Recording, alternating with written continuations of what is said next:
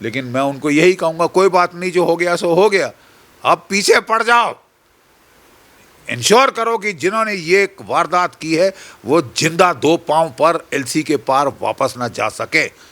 Number 1, उनको मार डालो, और नंबर 2 कि हम एलसी के पार भी उनको जाके वार करें, केवल अपनी एलसी तक सीमित ना रहें कि साहब खदेड़ दिया, वो काफ़ी नहीं है।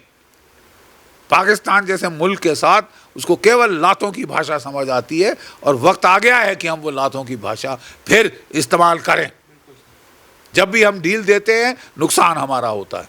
5 बेकसूर जाने जा चुकी हैं, 5 फैमिलियां उजड़ गई, उनका बदला लेना अनिवार्य है। तो अगर पाकिस्तान ये अपने हथकंडों पे फिर आ रहा है तो मेरा ख्याल तो ये है कि भारत के पास और कोई चारा नहीं है कि वो भी वही आक्रामक तेवर अपनाए जो उसने उड़ी के बाद किए थे, जो आक्रामक तेवर हमने पुलवामा के बाद बालाकोट में एयर स्ट्राइक की थी, हमको वापस उस पे आना पड़ेगा कि हम पाकिस्तान के साथ प्रोएक्टिव हों। पाकिस्तान ऐसे ही डूब रहा है, अगर उसको कोई डेथ विश है, मरने का उसको बड़ा शौक है, तो ये उपयुक्त वक्त है। इस वक्त हमने एक लिमिटेड वॉर भी कर दी पाकिस्तान के साथ, तो ये देश की इकोनॉमी का भट्टा बैठ जाएगा, हमेशा हमेशा के लिए बर्बाद हो जाएगा ये मुल्क। और अगर पाकिस्तान की फितरत ये है, पाकिस्तान चाहता ही है, तो फिर हमें किस चीज़ का इंतज़ार है। नमस्कार, मैं आयुष शर्मा और आप देख रहे हैं ऑल इंडिया न्यूज़। हमारे साथ हैं मेजर जनरल GD बख्शी साहब। सर, बहुत बहुत स्वागत है आपका हमारे चैनल ऑल इंडिया न्यूज़ पर। Thank you. सर, अभी हमने देखा कि पुंछ में हमारे 5 जवान शहीद हुए, एक कायराना आतंकवादी हमले में उनको शहीद कर दिया गया। तो इस पूरे घटनाक्रम को, इस पूरे आतंकवादी हमले को आप किस तरीके से देखते हैं? देखिए, मैं 2004-2005 में मैं रोमियो फोर्स का जनरल ऑफिसर कमांडिंग था रजौरी और पुंछ के डिस्ट्रिक्ट्स में, तो मैं इस इलाके से अच्छी तरह वाक़फ़ हूँ। जब मैं वहाँ गया था तो वहाँ पे बड़ा भारी ऑपरेशन चला था मेरे आने के पहले, ऑपरेशन सर्प विनाश, जनरल लीडर साहब की अध्यक्षता में। और उसके पश्चात हमने काफ़ी इंटेंसिव जो हिल काका में कंसंट्रेशन जमावड़ा था टेररिस्ट का, उसे विध्वंस कर दिया गया था और वो भाग के अपने गांवों में छुप गया था, गांव शहरों में। और हमने फिर बड़ा भारी अभियान चलाया था और 2005 तक हमने टेररिज्म की कमर तोड़ दी थी पीर पंजाल के इस तरफ, ठीक है। और तब से ये इलाका डोरमेंट रहा है। 2005 के बाद ये इलाका डोरमेंट रहा है, बिल्कुल ही एक्टिविटी, टेररिस्ट ने इलाका ही छोड़ दिया जब उन पे इतनी ज़्यादा मार पड़ी, कहर पड़ा, तो इलाका छोड़ के वो लोग भाग गए थे कश्मीर वादी के अंदर और लाइन ऑफ कंट्रोल के पार। तो इलाके के डोरमेंट रहने से प्रॉब्लम ये हुई है कि थोड़ी निश्चिंतता आ जाती है, और लोग जब पीस वापस आ जाती है तो लोग निश्चिंत हो जाते हैं, उतने अलर्ट और केयरफुल नहीं रहते जितने कि वो लड़ाई की हालात में रहते हैं। फिर 2021 में यहाँ पे फिर वारदातें दुश्मन की शुरू हो गई थी, और तब से हमको अलर्ट हो जाना चाहिए था, लेकिन फिर वो क्योंकि कोई आइसोलेटेड वारदात थी, इसलिए मैंने देखा कि वो इतनी चौकन्नी नहीं हुई वहाँ पे सिक्योरिटी फोर्सेस जितना उनको शायद हो जाना चाहिए था। ये जो वारदात है, जो एक नॉन कॉन्वॉय के दिन एक अकेली गाड़ी जा रही थी, कोई इमरजेंसी होगी तभी वो गाड़ी अकेले निकाली गई, उसको उन्होंने घात लगाकर एम्बुश किया है। और पहले हमें कहा जा रहा था कि साहब ये तो कोई शॉर्ट सर्किट है या कोई बिजली गिर गई है, मतलब हर चीज़ सिवाय टेररिस्ट अटैक के उस वक़्त बोली गई। तो ये अपने आप में बड़ी हैरानी की बात थी, क्योंकि वो तो जो भी पुराने हम थे, हमको क्लियर टेररिस्ट अटैक दिखाई दे रहा था फ्रॉम शॉट 1 जो उसकी ली गई थी। लेकिन रोमियो फोर्स एक बहुत ही प्रोफेशनल फोर्स है, और ये जो यूनिट जो फंसी है इसमें वो बहुत तगड़ी यूनिट है, और मुझे पक्का यकीन है कि ये यूनिट बदला लेगी। देखिए, पाकिस्तान जो है वो देख रहा है कि भारत को अध्यक्षता मिली है G20 की और SCO, शंघाई कोऑपरेशन ऑर्गेनाइजेशन की। तो इसके चलते पाकिस्तान का खुद तो सवा सत्यानाश हो रहा है। उसकी इकॉनमी मेल्टडाउन पे आ गई है, सिविल वॉर की कंडीशंस वहाँ हो गई हैं, लोगों को हाय तौबा मच गई है। दाल रोटी के लिए सूखी दाल रोटी खानी नसीब नहीं हो रही और इसके चलते त्राहिमाम है। फिर भी वो देश जो है वो कश्मीर की राग अलाप रहा है, कश्मीर की धुन उसको अभी भी चढ़ी हुई है और वो सोच रहा है हम तो डूबेंगे सनम, तुमको भी ले डूबेंगे। किसी ना किसी तरह से भारत का नुकसान करना, भारत की तौहीन करना, ये उनकी प्राथमिकता है। सर हम माफ़ी चाहूँगा आपको टोकने के लिए, पर जिस तरीके से हमने देखा कि उरी पर हमला हुआ तो भारतीय सेना ने बदला लिया, सर्जिकल स्ट्राइक की। पठानकोट पर हमला हुआ तो एयर स्ट्राइक से बदला लिया। अब हमारे 5 जवानों की शहादत का बदला भारत किस तरीके से लेगा? क्योंकि आपने SCO समिट की बात की कि जिसकी अध्यक्षता भारत कर रहा है, G20 की अध्यक्षता कर रहा है। 5 मई को पाकिस्तान के फॉरेन मिनिस्टर बिलावल भुट्टो भी भारत आने वाले हैं। ऐसे में कितना विश्वास उनकी नीयत पर किया जा सकता है और बदले का जो भाव जो हमारे जनता के मन में है, जनता चाह रही है बदला लेना, वो किस प्रकार से भारत ले पाएगा? देखिए साहब, भारत ने तो पिछले कोई 2-2.5 सालों से सीज फायर कर रखा है, पाकिस्तान के साथ सीज फायर कर रखा है। शायद मेरे ख्याल ये सोच रही होगी कि चीन भी हम पे आक्रामक तेवर दिखा रहा है तो हम पाकिस्तान के साथ संधि कर लें, सीज फायर कर लें और चीन की तरफ एकजुट होकर देखें। मुझे नहीं समझ आया सीज फायर का मतलब क्या था, क्योंकि उस वक़्त पाकिस्तान जो है वो अफ़गानिस्तान पे कब्जा करने की फिराक में था, कोशिश में था और अब तालिबान के ज़रिए पाकिस्तान ने सोचा कि उसने अफ़गानिस्तान के ऊपर अब वो छा गया है, वो हावी हो गया है और हमने उसको करने दिया। उस वक़्त लॉजिकल आंसर था कि हम पाकिस्तान के ईस्टर्न फ्रंट पे दबाव डालें, लेकिन दबाव डालना तो दरकिनार, हमने तो उनसे सीज़ फायर कर लिया। और फिर साहब ये जो सीज़ फायर है इसका भी एक अलग ही मानसिकता पे फ़र्क पड़ता है, अलर्टनेस पे फ़र्क पड़ता है। लोग ढीले हो जाते हैं, उतने नहीं रहते बॉर्डर के ऊपर जितना कि वो नॉर्मल एक्टिविटी के टाइम पे रहते हैं।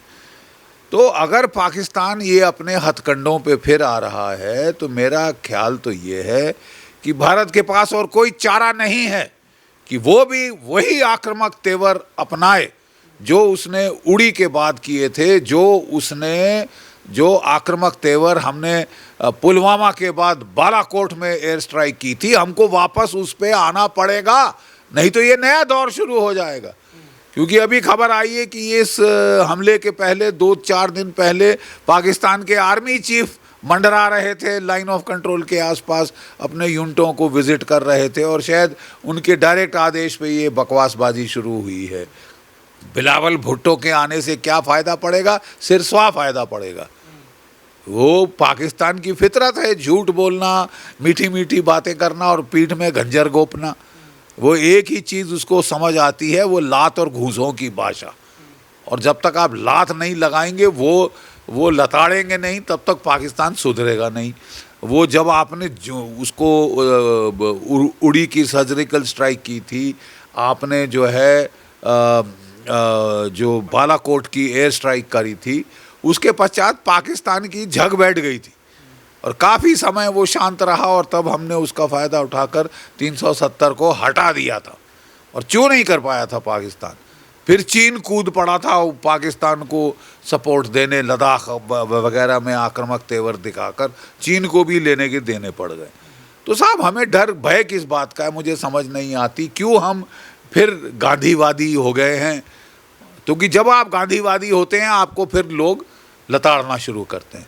तो अब समय आ गया है कि हम दबा कर रिएक्शन दें, हम दोबारा उड़ी सर्जिकल स्ट्राइक करें, हम दोबारा जो है बालाकोट एयर स्ट्राइक करें। ऐसे हम आक्रामक जो है प्रोएक्टिव स्टांस हम अख्तियार करें।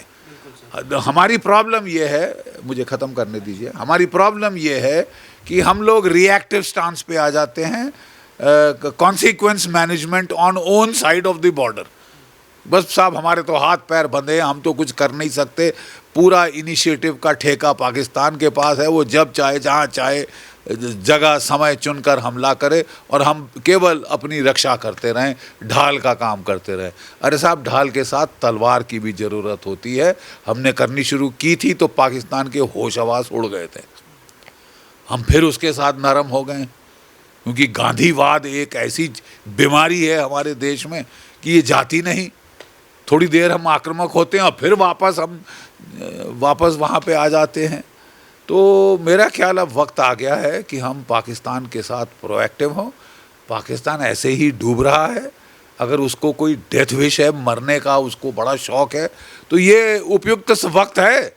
इस वक्त हमने एक लिमिटेड वॉर भी कर दी पाकिस्तान के साथ तो ये देश की इकोनॉमी का भट्टा बैठ जाएगा, हमेशा हमेशा के लिए बर्बाद हो जाएगा ये मुल्क। और अगर पाकिस्तान की फितरत ये है, पाकिस्तान चाहता ही है, तो फिर हमें किस चीज़ का इंतज़ार है। शायद हम लोग टाइमिंग देख रहे होंगे, लेकिन टाइमिंग देखना फिर भी उपयुक्त है कि हम अपना समय चुनकर मारें, हम वो देख कर मारें कि जब हमारे लिए समय ठीक है और उपयुक्त है। लेकिन कि हम हाथ पे हाथ धर के बैठ जाएं, हम अपने आप को मसीहा बना लें शांति का पूरी दुनिया में। अरे साहब, G20 की अध्यक्षता आई, इसका मतलब ये नहीं कि हम अपना बचाव करना बंद कर दें, ठीक है साहब, और हम दुनिया भर में अब शांति के मसीहा बन के घूमें, वो सब अच्छी बात है, लेकिन अपने देश की सुरक्षा ही है। सर, G20 की अध्यक्षता भारत को मिली है। अगले महीने कश्मीर में भी कई फॉरेन डेलीगेट्स आएंगे जो मीटिंग करेंगे। उससे ठीक पहले एक ऐसा आतंकवादी हमला होता है। 370 हटने के बाद हमने देखा कि कमी आई आतंकवादी हमलों में, पर ये अंकुश नहीं लग पा रहा है। और G20 से पहले ठीक ऐसा हमला हो जाना, ये क्या संकेत है कि कहीं ना कहीं क्या इंटेलिजेंस का हमारा फेलियर रहा है, या अंकुश हम नहीं लगा पा रहे हैं इस चीज़ पर? क्या कारण है? नहीं, आप अंकुश कहाँ लगा रहे हैं? सिवाय मीठी मीठी बातें करना कोई अंकुश तो नहीं कहा जाता ना साहब। वही नहीं लगा पा रहे, वो हम कर नहीं रहे हैं। लगा नहीं पा रहे मतलब क्या क्षमता खत्म हो गई हिंदुस्तान की फौजों की? आपकी क्षमता तो बढ़ जानी चाहिए। रफाल शफाल के आने के बाद, S-400 के आने के बाद आपकी ओवरऑल क्षमता में तो इजाफा है। तो फिर आप क्यों अंकुश नहीं लगा पा रहे हैं? वो है क्योंकि हम अपने आप को अब शांति के मसीहा के रूप में देख रहे हैं। वो गांधीवाद फिर से उभर कर आ गया है कि हम दुनिया भर में शांति फैलाएंगे। अरे साहब, जब आपके ऐसे जहरीले सांप जैसे आपके पड़ोसी हैं जो कि आमादा हैं आपको जब चाहे चोट करें, और जैसे कि आपने बिल्कुल सही फरमाया कि जब आपके कश्मीर में कॉन्फ्रेंस होने वाली है G20 की, और आपके SCO की कॉन्फ्रेंस 5 मई को होने वाली है जिसमें कि बिलावल भुट्टो साहब आ रहे हैं, ठीक उसके पहले पाकिस्तान की ऐसी हरकत एक अच्छा सिग्नल नहीं है जो पाकिस्तान की मंशा दर्शाता है कि वो तो स्पॉइलर बनना चाहता है, वो तो किरकिरी करना चाहता है आपकी, कि जब आपकी फतवाहत हो रही है, आपकी तारीफ हो रही है, तो वो आपके वो छवि धूमिल करना चाहता है। और आप है कि हम हाथ पे हाथ बैठ के धर के ये हो गए, ये नहीं हो सकता। जब भी हमने इस प्रकार का रिएक्टिव स्टांस लिया है, रक्षात्मक स्टांस लिया है, दुनिया ने कोशिश की है हमको तंग करने की, हमारे सर का दर्द बन जाने की, और ख़ासतर पाकिस्तान जैसा मुल्क, उसको तो मौका चाहिए कि आप थोड़ी सी ढील दिखाएं और आपके वो सर पे चढ़ जाए। तो अब समय है कि इसको सर से उतारा चाहे और पटका चाहे, ताकि इसकी होश हवास जो है वो इसको असलियत का भाप हो जाए कि इसकी हालात क्या है, क्या ये लड़ने की हालात में है। हो सकता है कि ये देश का, अपनी जनता का, आवाम का ये ध्यान बटाना चाहते हैं, ध्यान वो करना चाहते हैं, अलग करना चाहते हैं कि तुम्हें रोटी नहीं मिल रही तो क्या, हम कश्मीर में दुख दर्द कर रहे हैं, हमारी दुखती रग है कश्मीर, हम हिंदुस्तान की ऐसी तैसी कर रहे हैं। ये कोई तमाशा है साहब? आप खाना खिलाइए अपने लोगों को, जो आपका पहला टास्क है वो करिए। वो छोड़ के कश्मीर का राग अलाप के पकड़ के आप दुनिया भर में तमाशे करने पे, आप जंग पे आमादा हो रहे हो। आपको जंग चाहिए तो आपको मिल जानी चाहिए। They should get it back. और मेरा तो वहाँ जो रोमियो फोर्स के मेरे पुराने जवान हैं, अब मेरे को भी कितने साल हो गए फ़ौज छोड़े, लेकिन मैं उनको यही कहूँगा, कोई बात नहीं, जो हो गया सो हो गया, अब पीछे पड़ जाओ।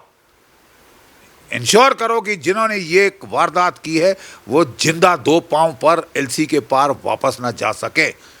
नंबर एक, उनको मार डालो, और नंबर दो कि हम एलसी के पार भी उनको जाके वार करें। केवल अपनी एलसी तक सीमित ना रहें कि साहब खदेड़ दिया, वो काफ़ी नहीं है। पाकिस्तान जैसे मुल्क के साथ उसको केवल लातों की भाषा समझ आती है, और वक्त आ गया है कि हम वो लातों की भाषा फिर इस्तेमाल करें। जब भी हम डील देते हैं नुकसान हमारा होता है। 5 बेकसूर जाने जा चुकी हैं, 5 फैमिलियां उजड़ गई, उनका बदला लेना अनिवार्य है। सर, अलकायदा की तरफ से भी एक धमकी आई थी, एक 7 पेज की मैगजीन अलकायदा ने जारी की। हिंदुस्तान में एक माफिया को मार दिया गया था, अतीक और उसके भाई को। उसके बाद पाकिस्तान का एक कायर आतंकवादी संगठन इतना आमादा हो रहा है बदला लेने के लिए, फिर एम्बुश कर दिया जाता है हमारे जवानों पर। क्या ये चीज़ कहीं ना कहीं रिलेट हो रही है, या फिर अलकायदा और आगे ऐसी कोशिशें कर सकता है जिससे भारत की छवि को नुकसान पहुँचे G20 से पहले? नहीं, वो क्यों नहीं करेंगे। देखिए, ये लोग जलते हैं, कुड़ते हैं, भारत की हर कामयाबी से इनको आग लग जाती है, तन बदन में इनके आग लग जाती है, और ये पूरी कोशिश करते हैं कि भारत की छवि धूमिल की जाए, भारत का परिहास किया जाए कि ये तो इतना बड़ा जायंट है, अपने आप को बचा ही नहीं सकता, हम जब चाहे लात घूसे मार के आ जाते हैं और हमें कोई जवाब में कुछ नहीं होता। तो भारत को बिल्कुल क्लियर कर देना चाहिए कि वो भारत नहीं है। हमने क्लियर करना शुरू कर दिया था, और उससे पाकिस्तान के बिहेवियर में फ़र्क पड़ा था। तभी चीन कूद के आया था, ये गुहार लगाते गए कि भारत पीट रहा है, तो ये चीन के पास गए थे, और चीन ने फिर लद्दाख में जो है हम पर दबाव डालने की कोशिश की थी। उसको उल्टे बांस बरेली को मिल गए। तो साहब, क्या आपको भय किस चीज़ का है? हम दोनों को से निपट सकते हैं ज़रूरत पड़ने पे। हमको कोशिश करनी चाहिए एक एक करके मारे, और उसके तरीके हैं। हमने भी 71 की लड़ाई में चीन था, अमेरिका था, निक्सन साहब ने 7th फ्लीट भेजी हुई थी, तभी पाकिस्तान के 2 टुकड़े कर दिए थे।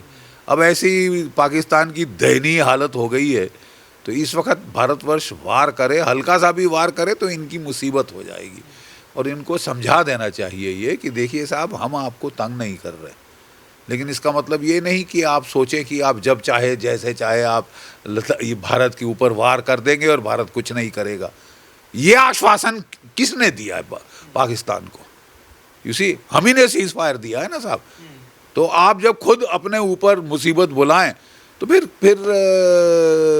फिर गलती आपकी है। आपको ही पाकिस्तान को अब फिर आड़े हाथ लेना पड़ेगा, प्रोएक्टिव पॉलिसी पे फिर जाना पड़ेगा, और जितना जल्द आप जाएं तो उतनी जल्दी ये तमाशा ख़त्म होगा। सर, आपने तो आतंकवादियों को उस समय लताड़ा है जब पाकिस्तान को विश्व की कई ताकतों का साथ था।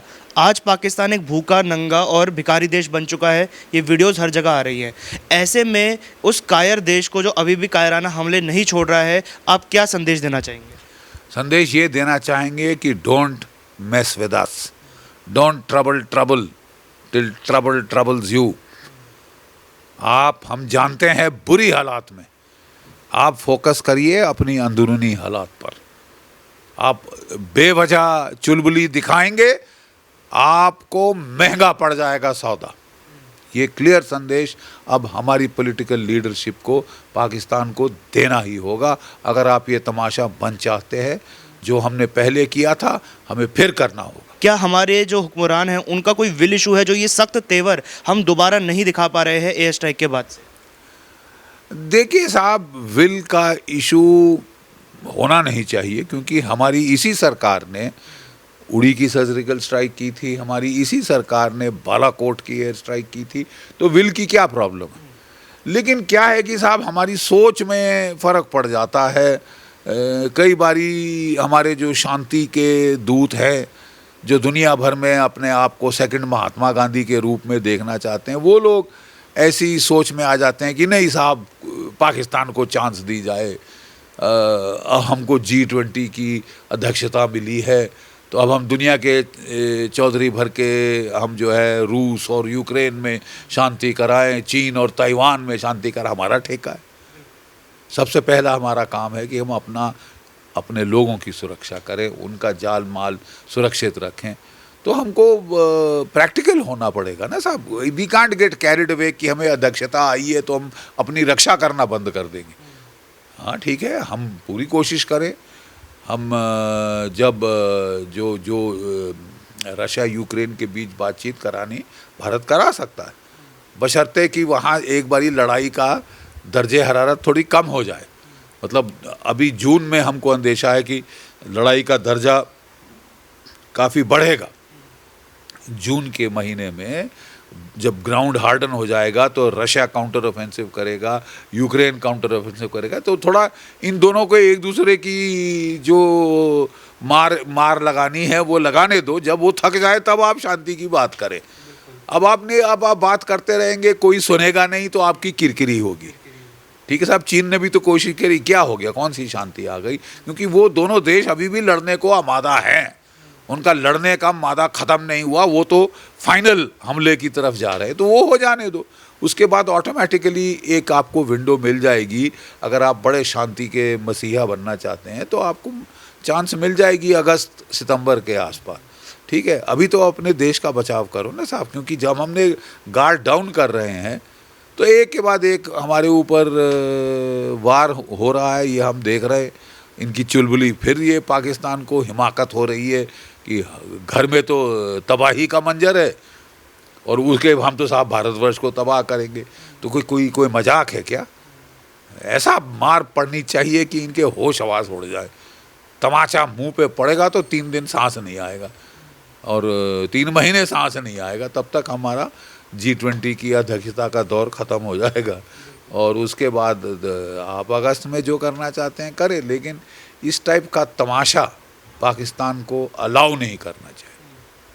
क्योंकि ये मेरे तजुर्बे में, मेरे एक्सपीरियंस में, ये ऐसा मुल्क है, आप थोड़ी सी ढील दें ये सर पे चढ़ के बैठ जाता है। आप लात लगा के रखें, ये अपनी सही जगह में रहेगा। बहुत बहुत धन्यवाद सर हमारे साथ जुड़ने के लिए। इस वक्त हमारे साथ मौजूद थे मेजर जनरल GD बख्शी साहब, जिन्होंने जो पुंछ में पाकिस्तान की तरफ से कायराना हमला किया जिसमें हमारे 5 जवान शहीद हुए, उस पे पाकिस्तान को बुरी तरीके से लताड़ लगाई है और साथ ही कहीं ना कहीं हमारी फोर्सेस को भी ये बात कही है अपने तजुर्बे के आधार पर कि जवाब देने की ज़रूरत है पाकिस्तान को, क्योंकि वो एक ऐसा मुल्क है जो इस वक्त बिल्कुल भूखा और नंगा हो चुका है। ऐसे में अगर जवाब दिया जाएगा तो पाकिस्तान की दोबारा कभी हिम्मत नहीं होगी कि वो हमारे फ़ौजियों की तरफ और हमारे देश की तरफ, ख़ास तौर पे कश्मीर की तरफ भी आँख उठाकर देख सके।